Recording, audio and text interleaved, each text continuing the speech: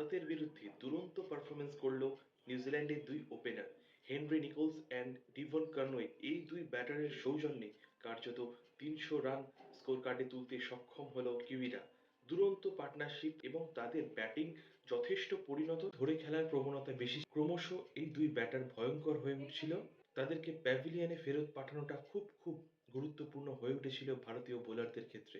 অবশেষে যে বোলারকে নিয়ে এত বেশি সমালোচনা, সেই হর্ষিত রানা, যাকে কিনা গৌতম গম্ভীর অবশ্যই ব্যাক করেছে, কিন্তু সে যে নিজের দমে ভারতীয় দলে সুযোগ পেয়েছে সেটা যে বা যারা মানতে নারাজ তাদের মুখে সত্যি আবার চুনকালি পড়ল। এই দুই ব্যাটারকে প্যাভিলিয়নে ফেরত পাঠালেন হর্ষিত রানাই।